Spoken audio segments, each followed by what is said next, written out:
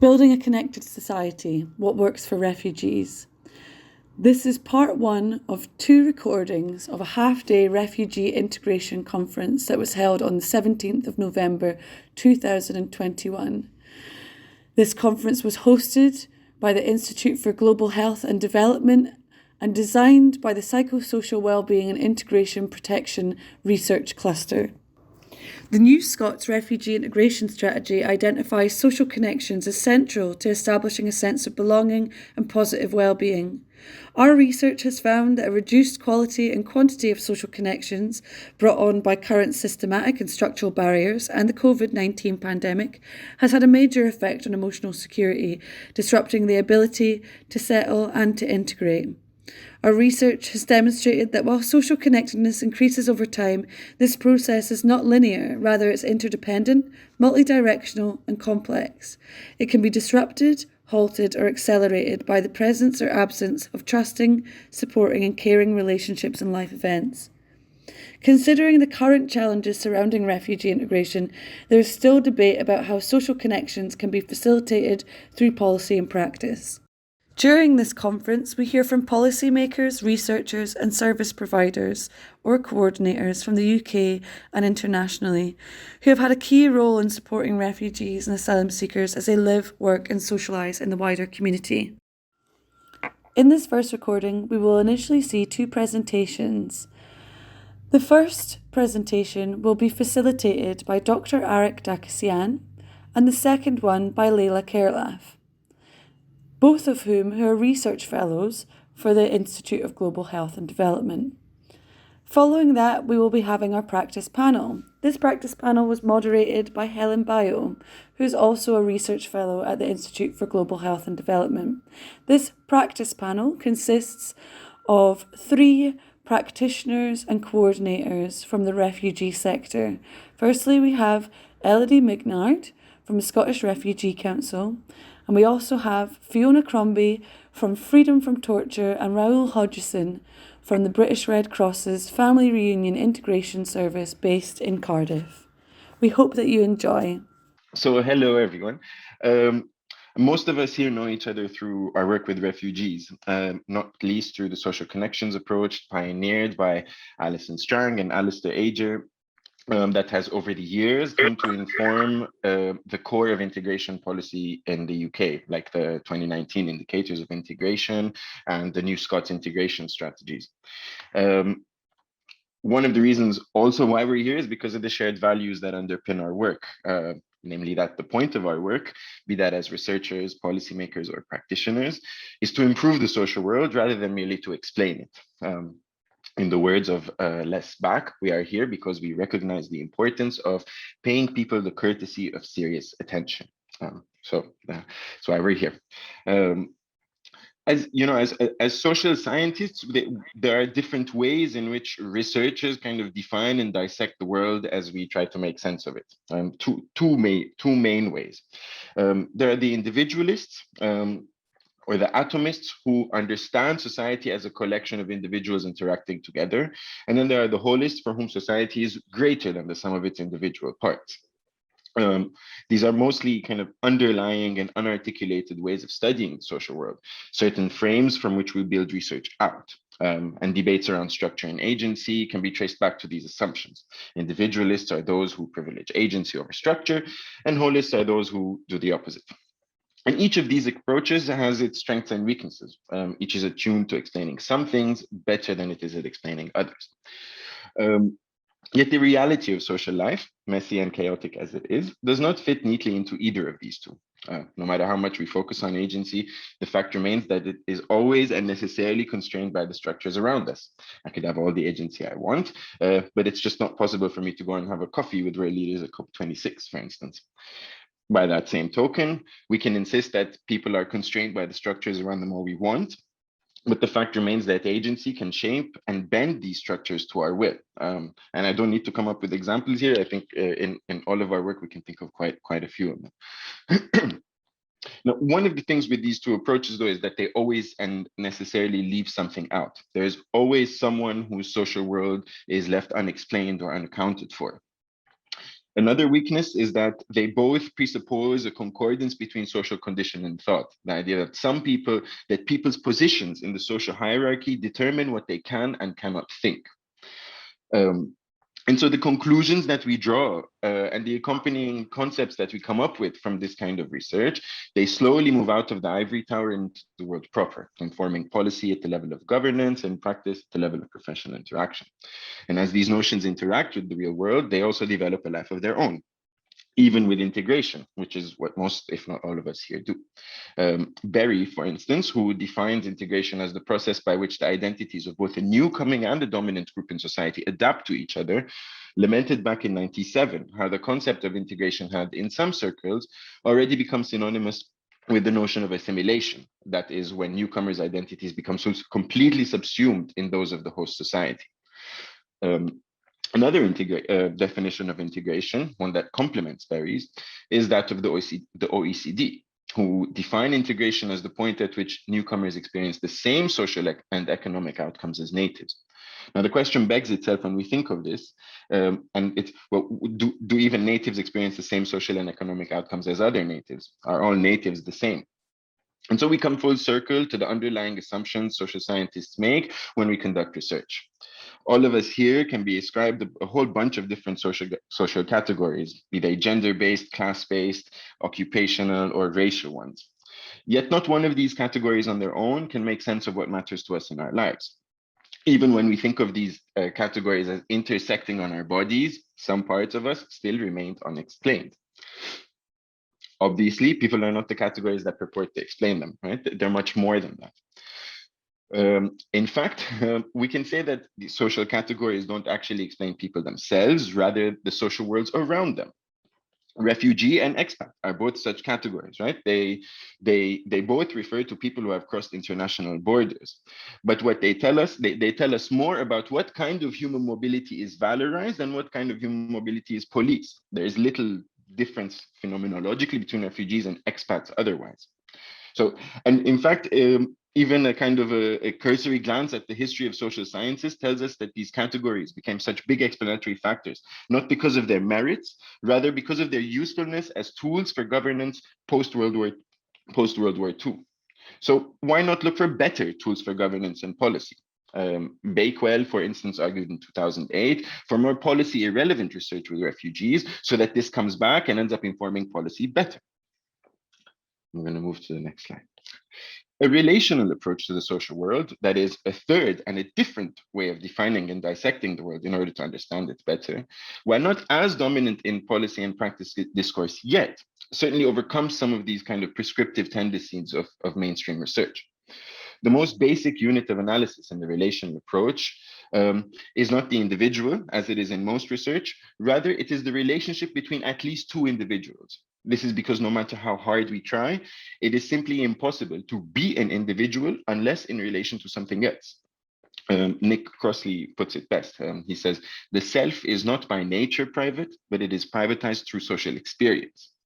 So we understand ourselves as individuals only through social interaction.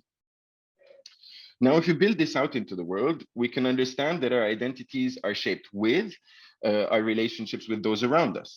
Beyond this, our sense of belonging or integration is an identification with or an integration in something. So the social connections approach, a relational way of conducting research, recognizes that beyond telling us that certain people are structurally at a disadvantage, categories have little explanatory traction. Categories in this way become not much more than ways of defining a research population. And then we do away with these categories and engage with people on the basis of just that, the fact that they're people, humans like anybody else. This map is from Alison's work in Glasgow, I think in 2018. And it shows us all the things that are available to the category refugee in Glasgow, for instance, right? So these are all the things that are available to the category. And yet, these are all the things that are available to the actual refugees themselves, according to what the refugees themselves understood as available to them. So the social connections approach aims to understand the possibilities for structure and agency afforded to people by the world around them, by the relationships around them. And in that way, it seeks to improve material conditions on the basis of these possibilities. right? So we all live the world through our own perspectives, our own situated experience. And the social connections approach prioritizes precisely this situatedness of people in their own social worlds. It aims to improve lives not on the basis of their social categories, but on the basis of what the people themselves perceive, of how the people themselves perceive the relationships that they have in the places that they have them and in the particular chapters of their lives in which we have them. I'm gonna stop sharing my screen now and make Layla host down. Let's just, oh, why am I not being, oh, there we are. Make host. Thanks, Yes, Eric. Oh, thank you. let me just see. Oh, great.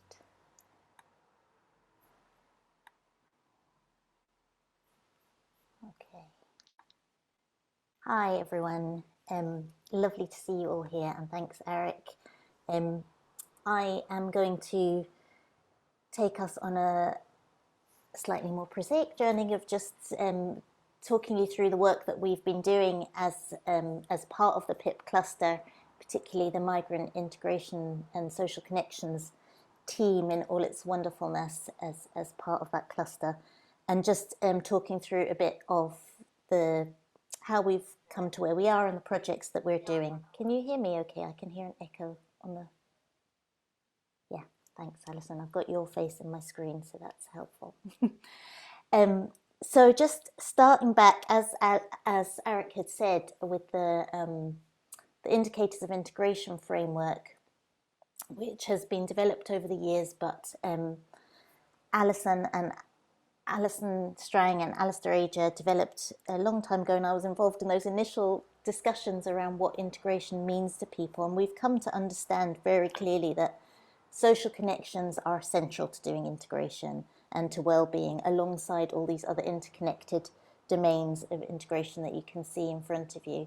And the bonds, bridges and links are based on, borrowed from social capital theory, to conceptualize social relationships by the type of function or support that they perform. So social, emotional and cultural support through the bonds, and bridging support to different social worlds, to people different from yourselves, and linking support into welfare and state systems. I'm sure you've come across the framework before, and it's really influenced much of many people in the room's work, I'm sure, and policy and practice thinking generally. And one key example is the New Scots Refugee Integration Strategy here in Scotland. Oh, sorry, I just have to move your faces, the joys of online. So I'll just talk us through some of the projects that we are involved in and have been involved in exploring the role of social connections further and really building on our thinking over the years. So the first one I want to talk about is work that we're still doing, and Brian is still very involved in herself, around refugee integration for recently reunited refugee families in partnership with the British Red Cross and Barnardo's. And this report that you can see in front of you is based particularly on qualitative interviews that we did with families settling in Glasgow and Birmingham to try and understand the role of social connections in their journey of settling, and they were quite newly arrived. And just highlighting a few key learnings from that research, that school is a really pivotal site for developing social connections and accelerating the integration process. And those that were waiting longer to get their kids into school, it was really hard to start that kind of embedding into their local area, particularly those who arrived just before lockdown, but a real site for both parents and children. And sorry if I didn't make it clear, we were talking to refugee families, including some children aged over 12. We also, there were so many things, so I've just pulled out a few, but in terms of settling in a neighbourhood and feeling safe in an area, really absence of conflict and closeness of amenities like schools and shops and doctors, and in addition to that, the friendliness of others, smiles in the street, being an example, or chatting in the shop, catching somebody's eye, even to that level, but really key to helping people feel safe in neighbourhoods and able to start to embed. And lastly, just an example that you'll all have heard so many times, that comes up in so much research, this real aspiration to give back to UK society came through so strongly.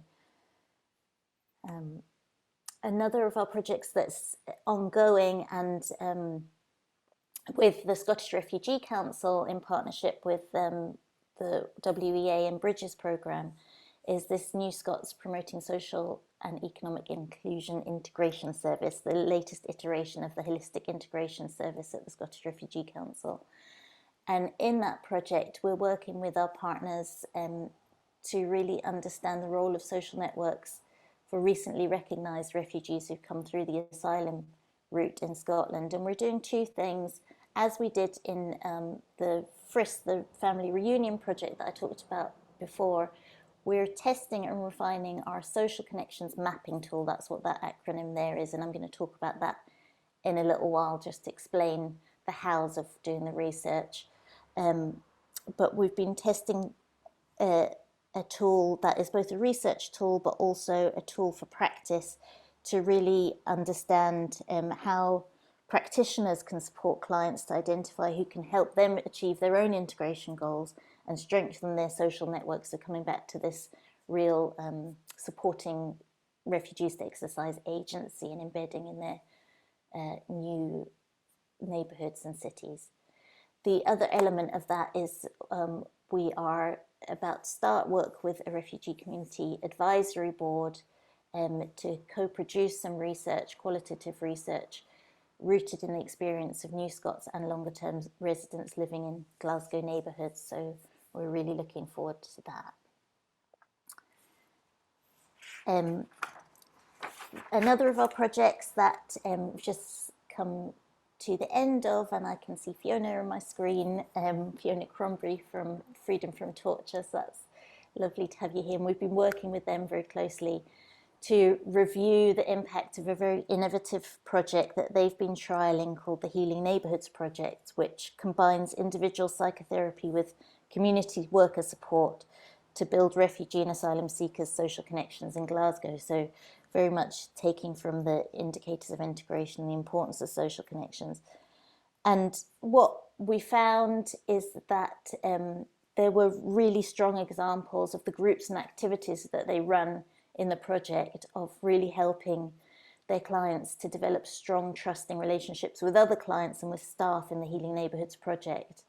And that was really providing a sort of stable base for starting to begin to trust in, for people who perhaps trust is difficult given their experience of trauma, insecure immigration status in particular.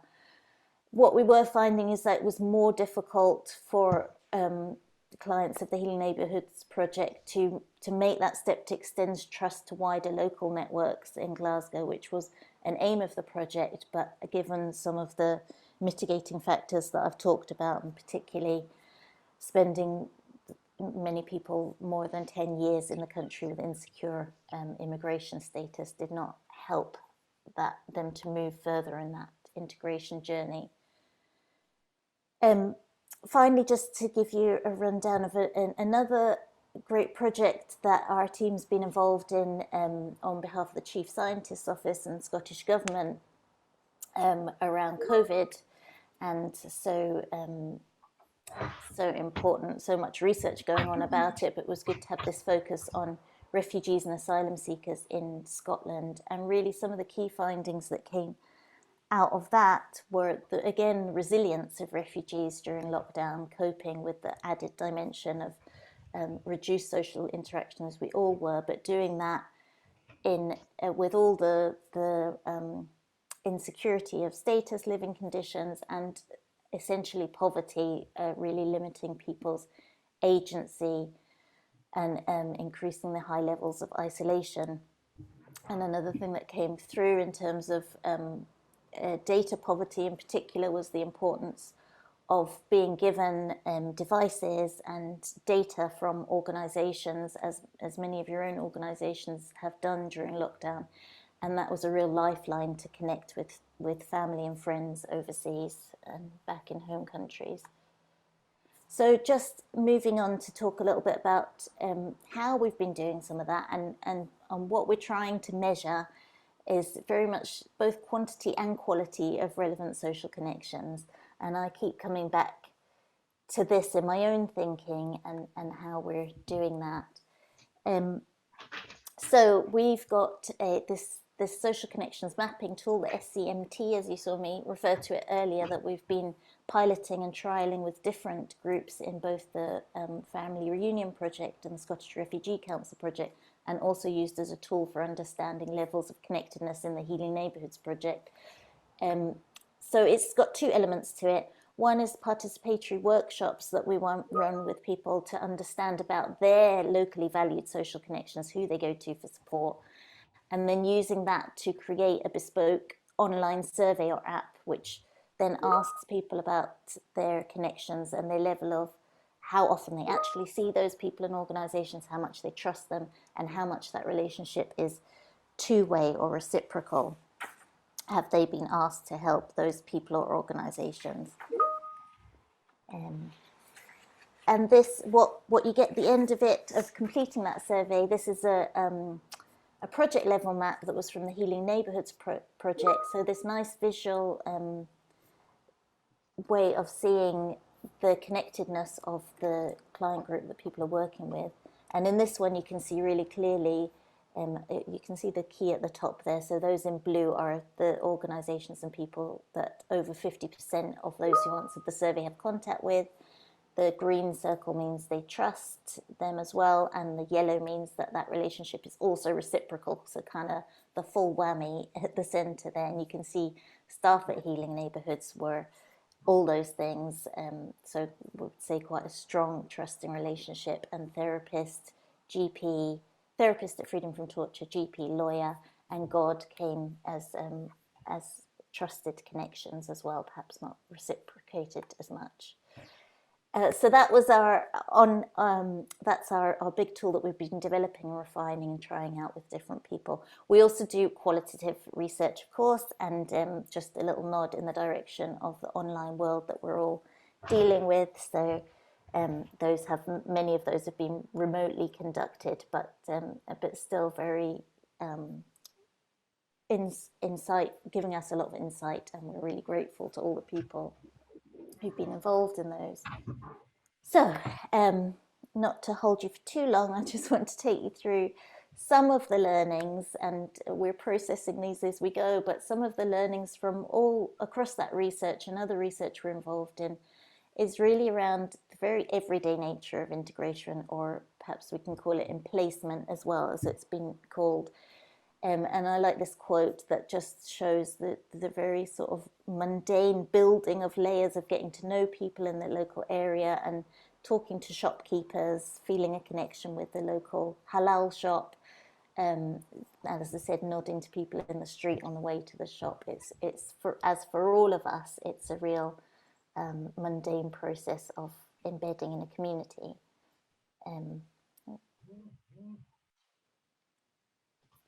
Why the photo was later. Anyway, the second learning is around agency, as Eric has said, and just really highlighting the agency of people, refugees and locals alike, in building trusting relationships and solidarity with one another, and how important social connections are in terms of our personal integrations, and that there's agency for all of us in choosing who to connect with, when, and for what benefit.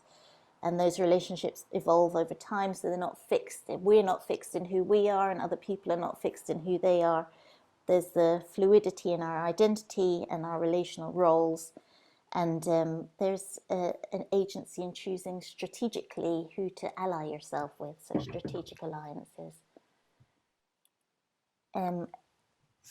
Third learning, and there's only 4, there are many more, but just trying to distill it into some. So the third one is really this, that we know time is really important to integration, but movement along that integration pathway that is very personal and very situated is not linear.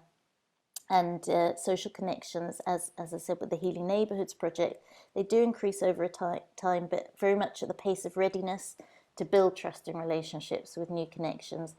And that process can really be disrupted or halted or accelerated by the presence or absence of trusting relationships, and also by life events that are totally without our control, like COVID, that we're all experience a change to our social connections because of COVID and the pandemic. Finally, just social connections are, another learning is that social connections are a crucial part of overcoming structural and systemic barriers to integration. They're not the only part, but they are essential for engaging with systems and exercising agency for all of us in getting by and getting on in life. So what we've been working on developing through the work on family reunion is this socio-ecological model that sort of represents that layers of embedding that I talked about, and this gradually deepening and dynamic process of embedding into the UK, mediated by a feeling of trust and attachment to people and places around you. And these trusting relationships sort of build up a secure, stable base along with other functional markers of integration to help access those markers, houses, schools, employment. So it's that very dynamic and interrelated relationship between the domains of integration as in the indicators of integration framework. And finally, just to say, we're all about understanding, strengthening and fostering new social networks and understanding how to recognise and support refugees and their neighbours to exercise agency in building on existing relationship, fostering new connections and broadening their social network. And we, as I said, with the Scottish Refugee Council work that we're planning, we really want to move into very granular understanding of that process between residents in local areas and how integration happens on the ground. So understanding how policy and practice can help that process is absolutely the focus of this conference, and I won't take any more of your time because I want to hand over to you to discuss this. But just to say that all the reports that I've talked about and all of our staff are on the PIP cluster website, which I've got a picture of there and a very long link if you want to screenshot it there. But if you go to the research projects tab on that website, you'll find all the reports put up there and you can have a look in your own time. Thanks very much for listening. Thank you, Leila. And thank you, Eric, as well. Those presentations were great, and it's lovely to see as well how some of the work that we're doing alongside our partners is really, really great. Thank you so much. Leila, would you be able to hand over the host to me again, if that's okay? Thank you very much. I can see you're trying to do it, yeah. Brian, you remind me what I need to do that. I think you just press on my face, and then there's 3 little dots on the right-hand side, and it says "make me host." Perfect, thank you. Slight panic there as I forgot the Zoom. Ah, there you great, go. Thank you so much. Yeah, great presentations. So if anybody has any questions or reflections based on the presentations you've just heard from Eric and Leila, please do use the chat function. We'll have the opportunity, like we said earlier, at the end for the roundtable discussion where we can direct some questions or reflections towards Leila as well as the panel participants as well.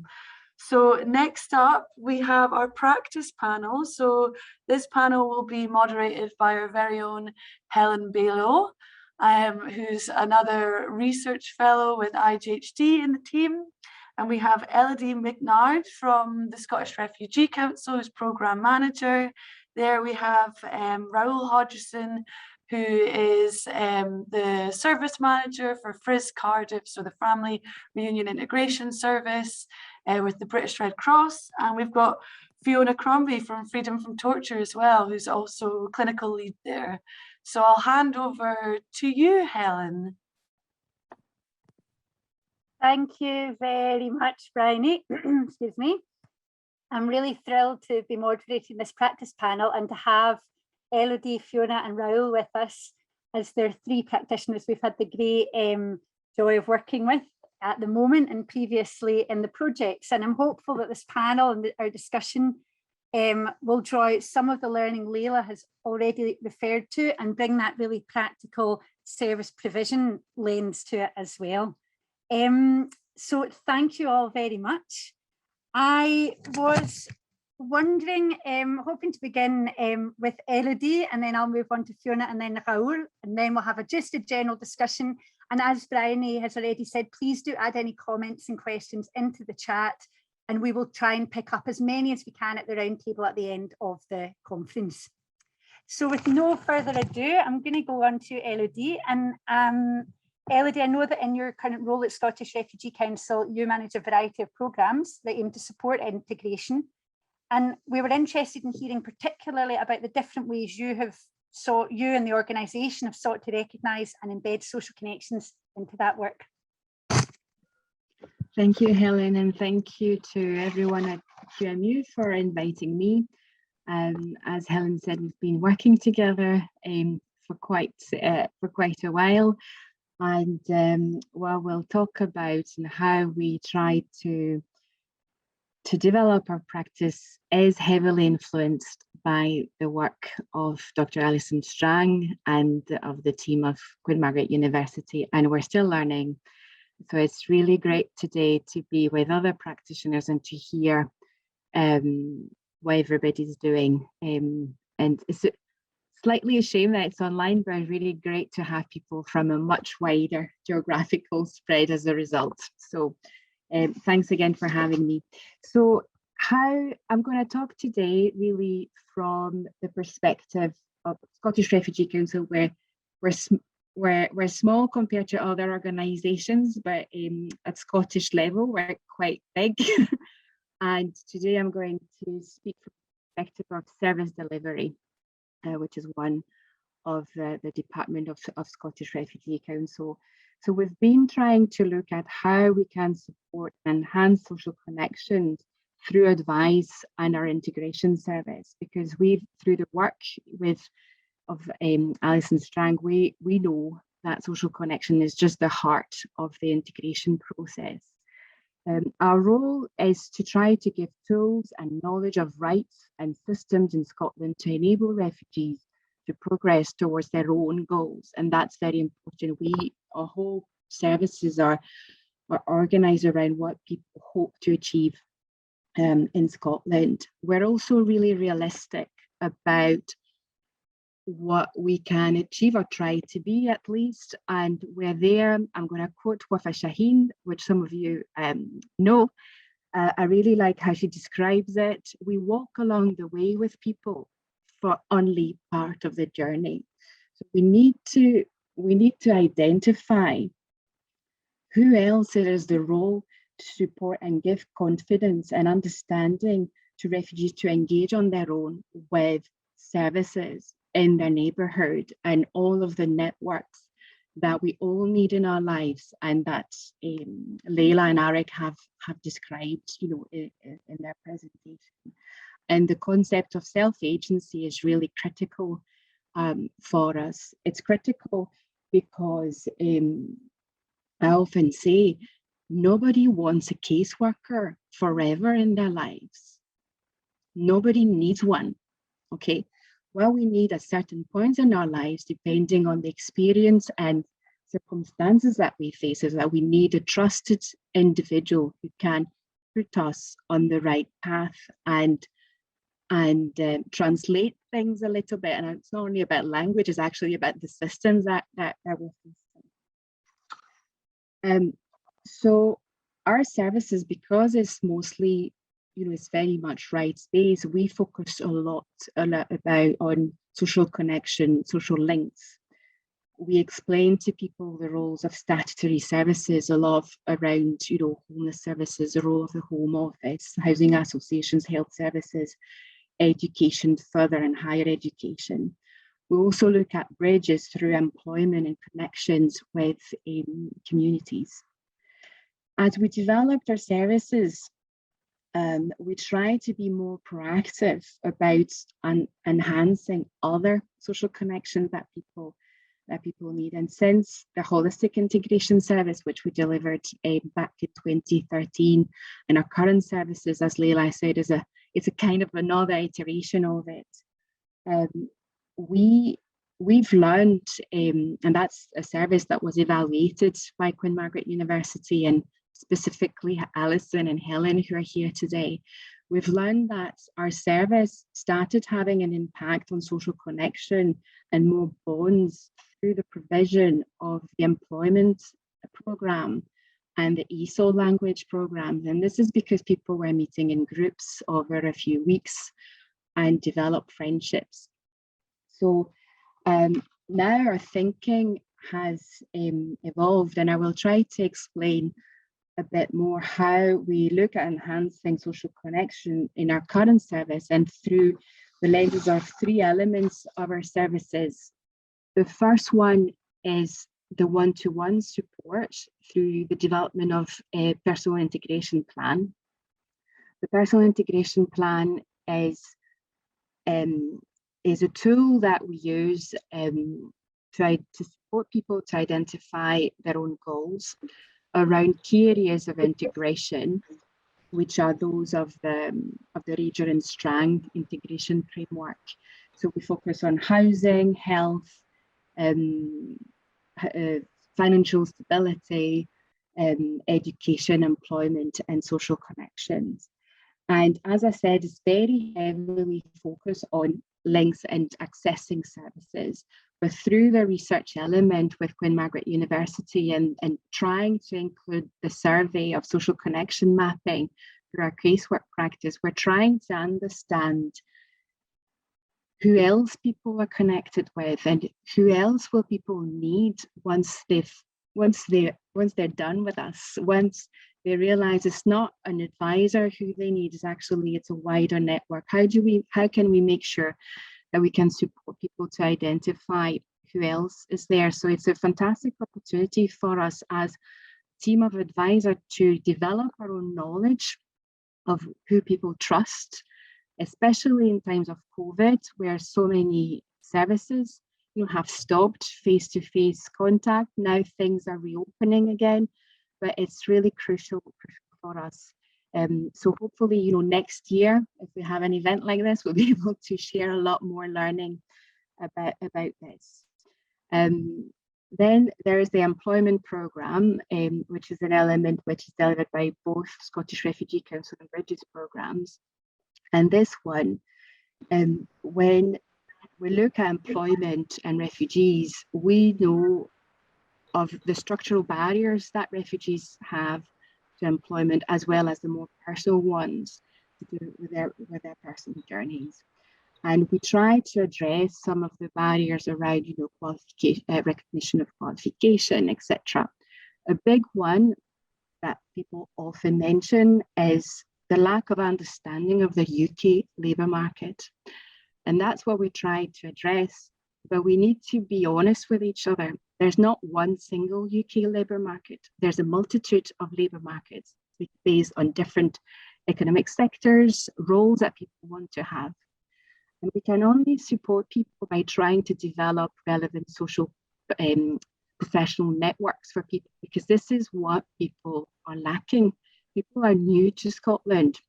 They don't understand the systems, but they also don't know people in sectors, professions that they want to engage with. And over the last few years, we have developed more and more partnerships with employers. We're trying to understand a bit more the fields and the sectors of work that refugees who access our service want to work in. So we hopefully try to target specific employers. And by engaging employers in our employability training, people feedback that they understand better that the work environment is not always as different as the one they knew back home. It increases confidence. They have a different image of a potential employer.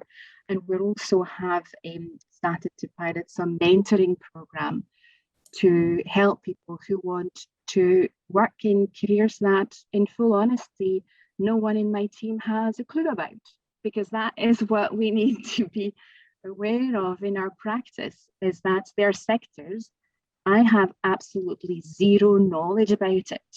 I am not in a position to advise anyone about it, whether it's scientific or banking.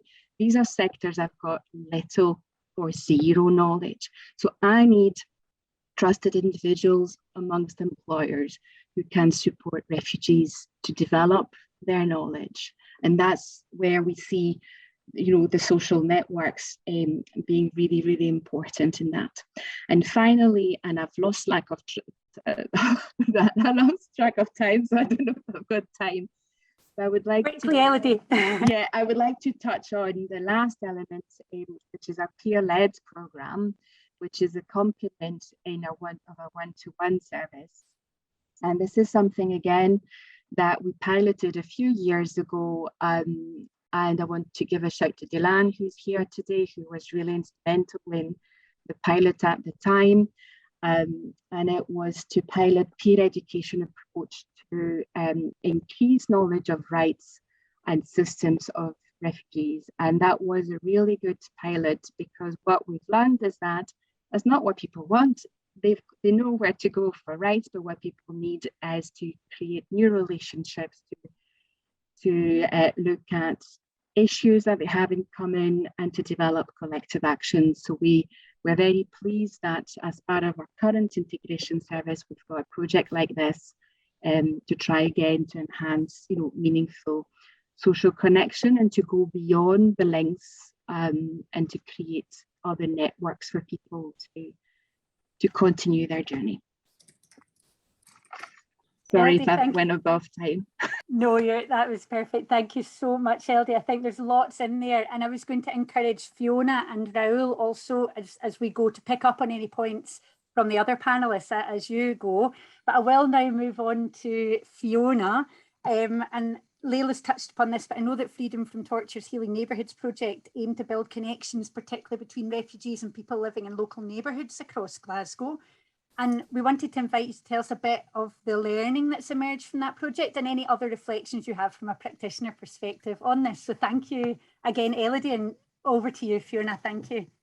Thank you, Helen, and everybody else for inviting us along to reflect on our project today. And just thank you for helping us think analytically about some of these issues. I think the first overwhelming piece of learning is just, this is massively complicated, and there are lots of interrelated factors, some of which we know about, some that we can remember, some that we can identify and see, and some that we just haven't thought about. I kind of wanted just to start with a little reflection that taught me something fairly recently. So earlier this year, I've been working with a Sri Lankan gentleman for a couple of years, done lots of therapeutic support with him. But if I was to ask him about how settled he felt in Glasgow, he would still say, even though he's been here for a good number of years, it's not quite home yet. He would articulate not being particularly comfortable. His immigration status is not confirmed. And he's really struggled. He's had various incidents where he's been racially abused on buses, particularly late night around the city. And so in sort of the depths of COVID in February, he was at home early one morning and his door got kicked in. And he was in a panic, but he knew what to do. So he phoned the police, and the police were very responsive, came out, met with him, and explained that it was a kind of case of mistaken identity. And they did manage to find using the CCTV, they managed to find the person. So he had phoned about 10:30 in the morning and said, look, I'm in a bit of a pickle, not quite sure what's going on here, need a bit of support to speak to Mears because the front door was like smashed and broken. So we spoke with Mears, and Mears rehoused him. So he's currently living, or he was at that time living on a peripheral housing estate right out on the sticks. He's, as I said, he's experienced racial discrimination on the late night bus. He wasn't particularly happy there, would have preferred to live somewhere else. But it was really interesting because this incident really shook him to the core. And he was rehoused by Mears in Ibrox. And obviously it's a multicultural area, it was a good flat, right next to shops and stuff. And so he went there with a bit of a skip in his step. And I spoke to him the following day, and he's like, I just want to go home, Fiona. I'm like, you want to go back to where your flat was? And he's like, yeah, I don't feel safe here. I don't feel it's comfortable, it's right for me. And I was sort of curious about what he was meaning. And he was saying, well, the doors bang in the stair, there's just people around, it's busy all night. These are just not the things that I am used to or know about. And we sort of explored this a bit further. And actually what he was saying is that he felt much safer in his out of town community because he knew people's movements. He could watch from his window and he knew when the neighbours would go out, and he felt and he trusted. So he may not know them and he didn't have a strong social connection with them, but just their predictability of movement, their familiarity created that sense of safety. And that was a level of meaning that I just hadn't got before in terms of people's integration journeys. I hadn't thought about the sort of unspoken, not particularly clear. I'd always sort of reflected on the practicalities of, where were social amenities, were you connected to resources that you might need, shops, libraries, doctors, stuff like that. None of that mattered to this guy. What mattered to him was watching the little old lady next door put her bin out at a predictable time so that he wasn't scared by those noises.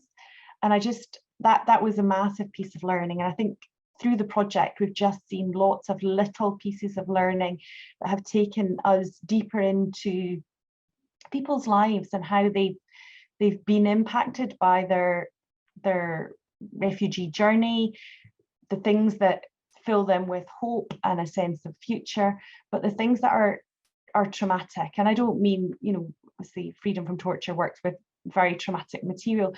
I don't always mean that, but some of the other more kind of day-to-day aspects of things that are triggering or affect people's just ability to feel comfortable in the society that they're currently living. Again, our project was very much empowerment focused, service user led in many of the sort of activities and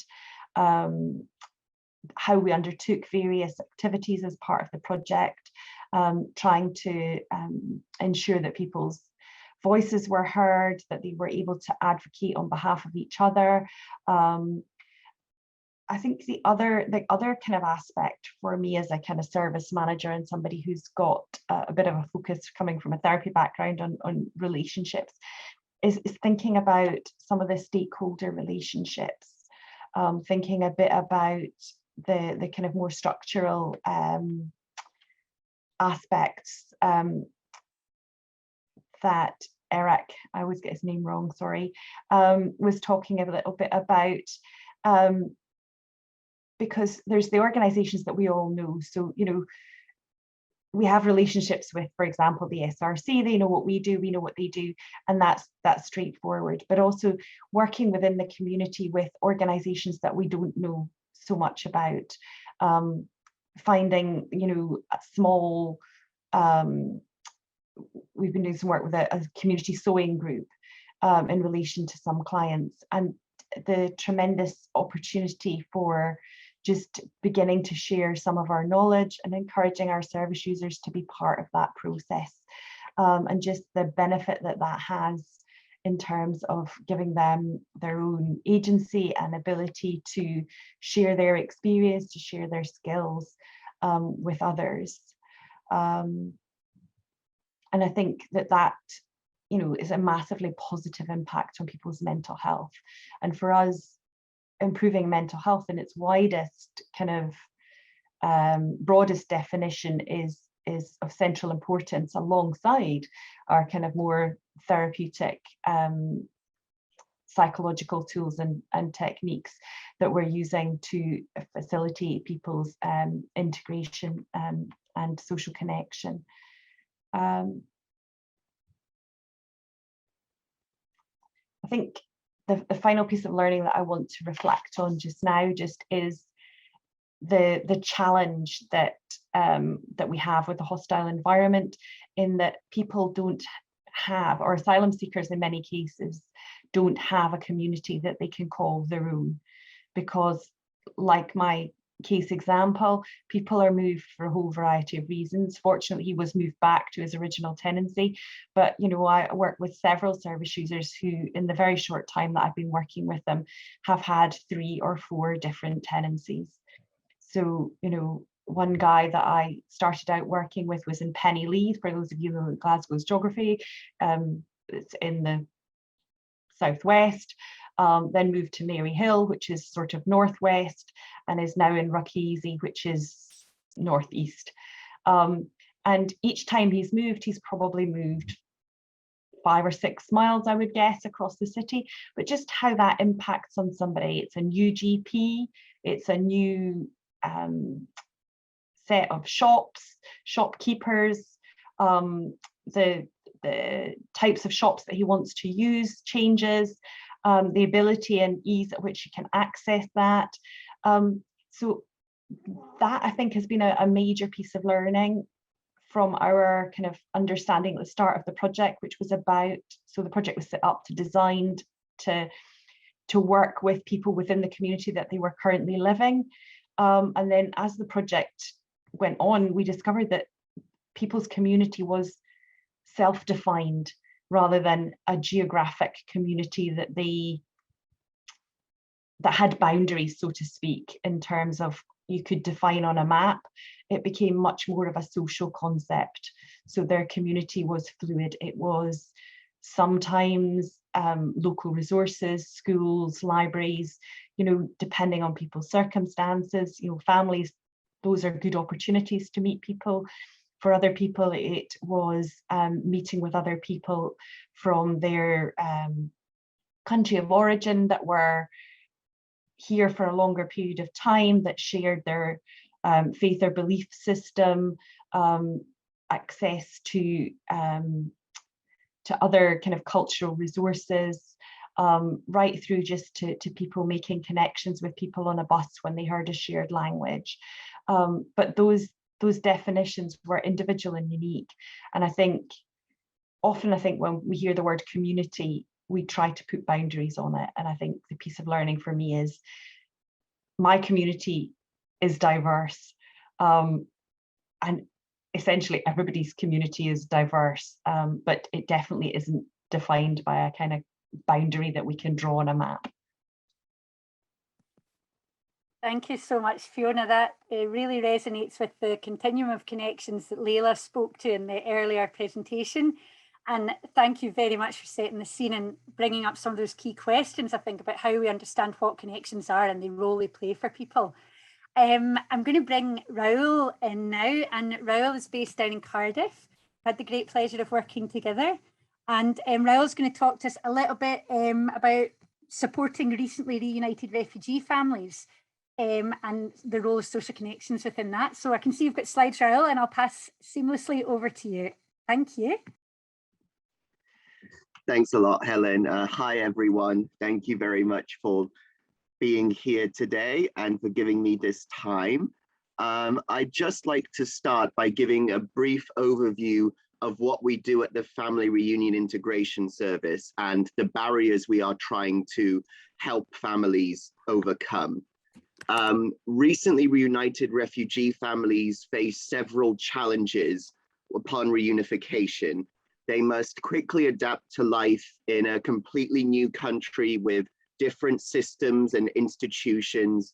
There are often language barriers, socioeconomic challenges, and also cultural differences that can create social isolation. And when you add to this, trying to readjust back to family dynamics, sometimes after several years of separation, this can create a lot of stress and vulnerability.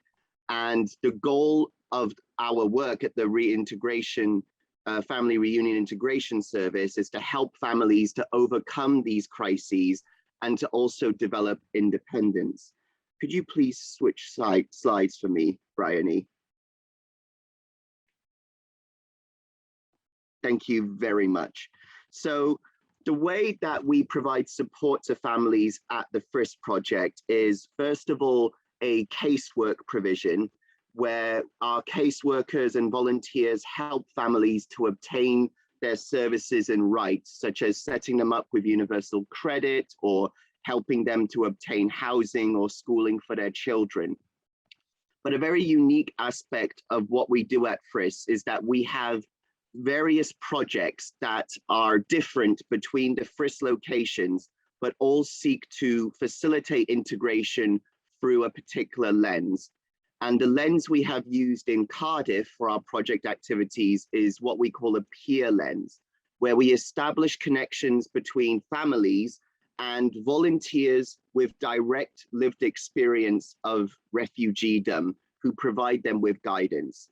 And our belief is that volunteers who have direct experiences of the challenges of being a refugee and a family reunion, who also have similar cultural backgrounds to our service users, can help families adjust to life and reduce the sense of social isolation. These peer lens activities consist of, firstly, a life skills program, which is a series of classes developed and delivered by volunteers from the communities that we serve using co-production methods. And secondly, a peer buddy program, where we match families with a volunteer from a similar cultural background to provide one-to-one support on a weekly basis.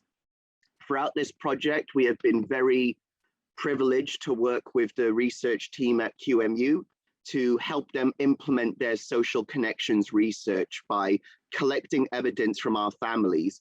And this evidence we have gathered on what institutions they are aware of and who they go to most for support and who they trust for guidance and help.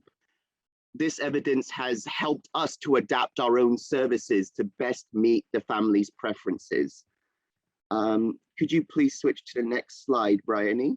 Thank you very much. So I'll now go through some of the key learnings we've had at FRIS about the role of social connections in helping families to integrate.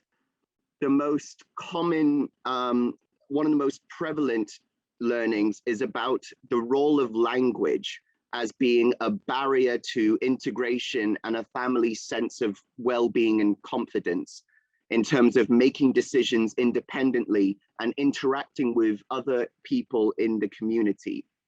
And this is combined with challenges in obtaining English language provision, particularly in recent times with COVID. Waiting lists for ESOL classes have just gotten longer and longer. So social connections plays a very valuable role in mitigating the impact of language as a barrier. Volunteers have helped our families to find community English classes. Volunteers help families to translate materials, help interpret when they are talking to institutions, and also work with families by giving them informal opportunities to try and practice some basic English, which gives our families a much bigger sense of confidence. Secondly, what we've learned is the value of working with representatives of the communities we are serving. So the lived experience of our volunteers in terms of what it is to be a refugee and what are the challenges of trying to integrate with a recently arrived family has helped us to provide better tailored support. They are better able to provide a more empathetic psychosocial support aspect because they feel what the family is feeling from their own experiences. And working with volunteers from these communities has increased the family's trust in us as an organization, because when we've participated in QMU's research, the families we work with consistently highlight fellow members of their own community as a highly trusted source of support. And thus our program introduces them to members of the community who then are trusted to provide them with advice and are trusted to help them develop their networks and engage in activities. particularly during the coronavirus pandemic and the lockdowns deprived our families of so many opportunities to meet other people in various settings, even just going to a community center or going to a coffee shop. They were restricted to be at home and didn't know anyone. And this created a lot of anxiety and frustration. So during these times, our peer buddy volunteers have played an even more important role for our families as often one of the first contacts from their community they've made in the country, and have gone to help them to introduce them to the community and to organizations. Meeting someone who has been in your situation before and has overcome the challenges and gone on to integrate successfully, this gives families confidence that they can also do this. And by building these social connections between volunteers and families, and then when the volunteers introduce these families to other social connections, this gives them a support structure beyond the Red Cross that creates long-term independence and resilience.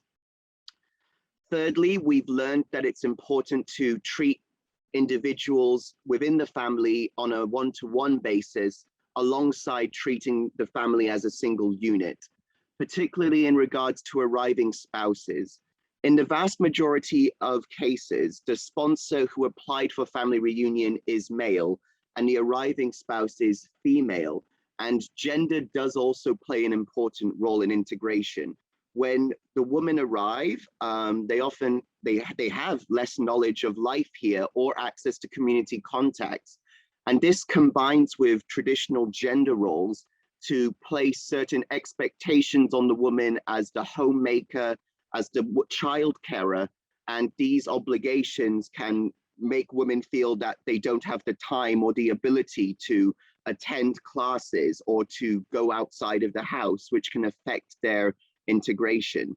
So what we have done is adapt our programs to focus on the needs of arriving spouses, prioritizing them in our classes and in our peer buddy program, and using these programs to raise their awareness of their rights and their entitlements in the UK.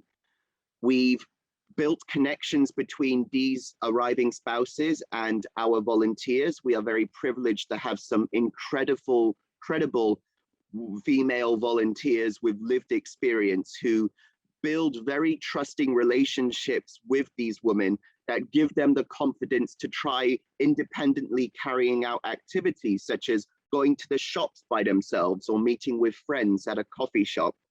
And digital poverty and illiteracy is also something that we have tried to resolve in our program by providing arriving spouses with phones, data, and incorporating digital literacy into some of our classes. The final lesson is to consistently talk with families, not just individually, but as a group about challenges that they are all facing.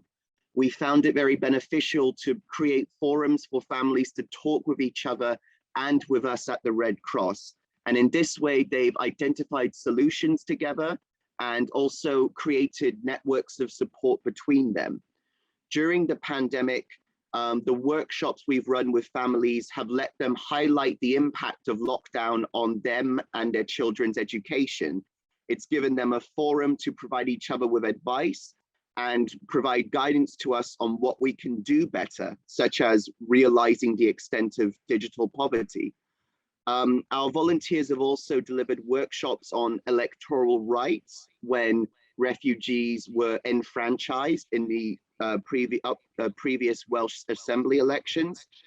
And there has also been workshops done on vaccine hesitancy.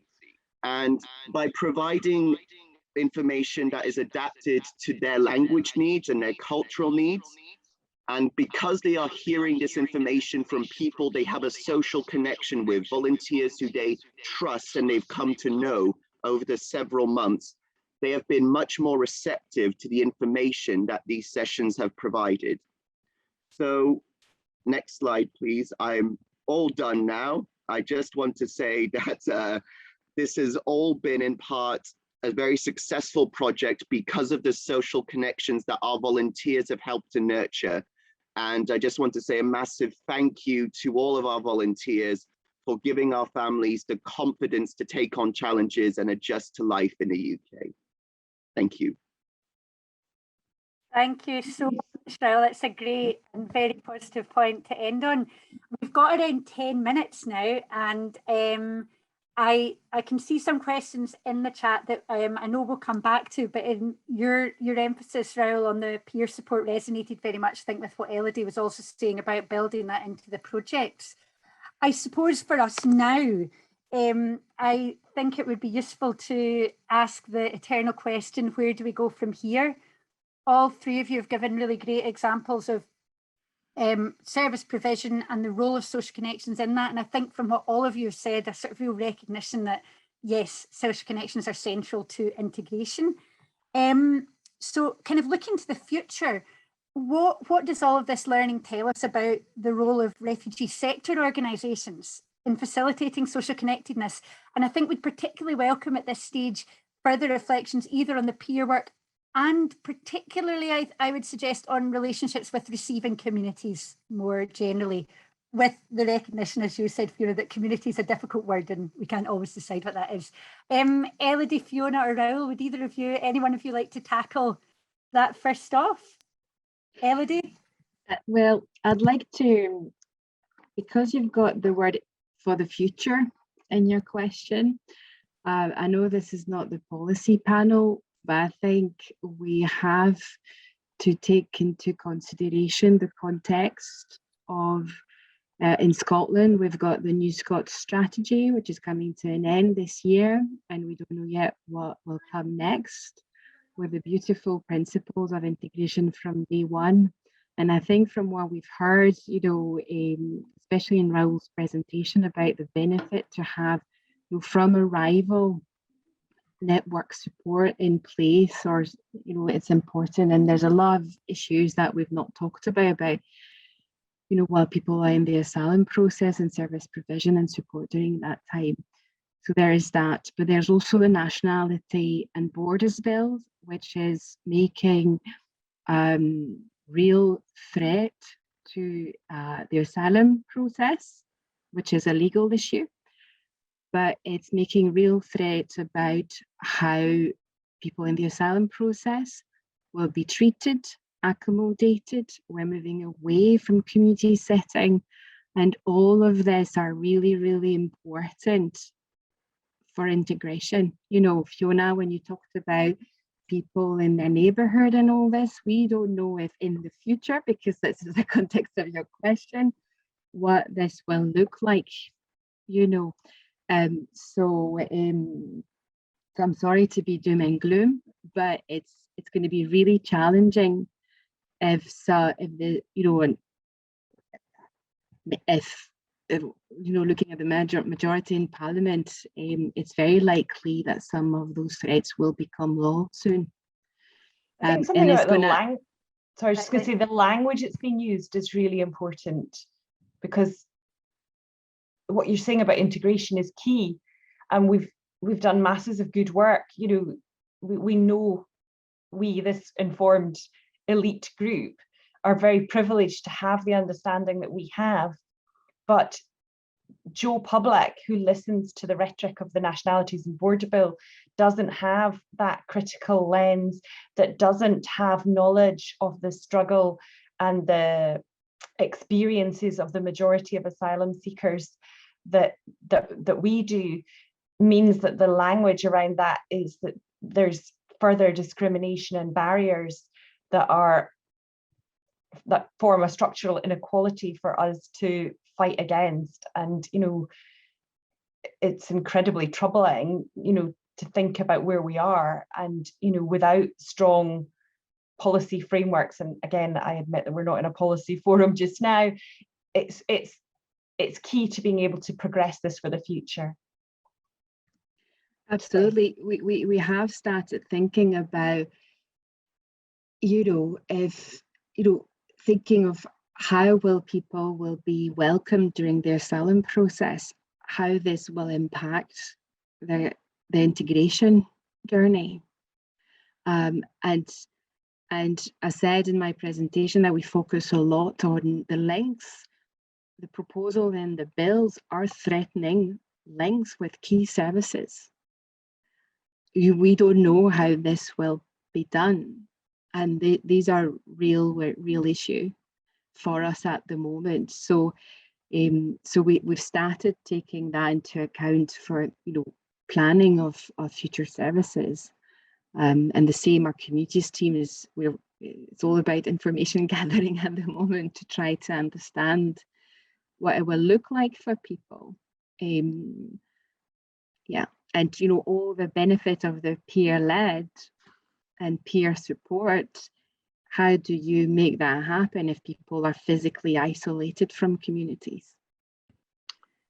What I think I'd like to add on to that point, that I think that advocacy is increasingly an important aspect of the work that refugee-focused organizations do around the sector, and in particular, the value of advocacy led by the communities who are being affected. So one of the programs that the Red Cross has supported is the Voices program, which seeks to train asylum seekers and refugees in social media interactions and give them opportunities to attend interviews or give speeches at Parliament or meet with Welsh Assembly members, or even doing work in local communities to talk about their experiences, to try and challenge these negative stereotypes or challenge the perceptions of what a refugee is that are often not aligned with the actual lived experience.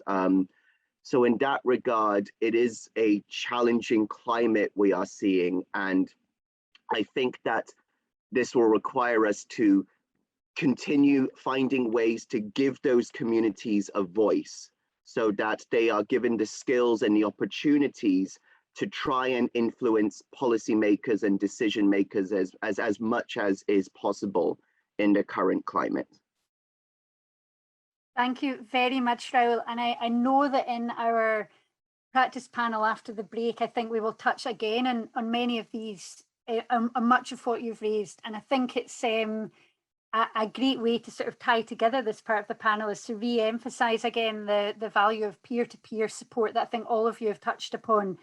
And that is, we can see also once again, the centrality of social connections, the relationships, and the opportunities for people to give back, to have agency, and to actively take part, not just be beneficiaries of a service that I think all of us here in the panel today have touched upon. I'll ask if any one of you would like a final word or two before I draw this panel to a close. I can see lots of questions and comments in the chat, which is wonderful, and we will pick up on that in our roundtable discussion at the end. But Elodie, Fiona or Raoul, before I draw us together, would any of you have one other small item to add, or are we ready to move on? Happy to move on, thank you. Thank you all very much. It's been absolutely invaluable to have your experience. And as I said at the beginning, we are really privileged to have worked with all of you in our different projects over past years, and looking forward to the future in ongoing work. So thanks again. And I'll pass you back to Bryony to move us on with the remainder of the conference. Thank you. Thanks so much, Helen, and thank you, Elodie, Raoul and Fiona. That was great. We hope that you enjoyed the first part of this conference. You can join us for the second half of the recording by following the link in the bio below this video.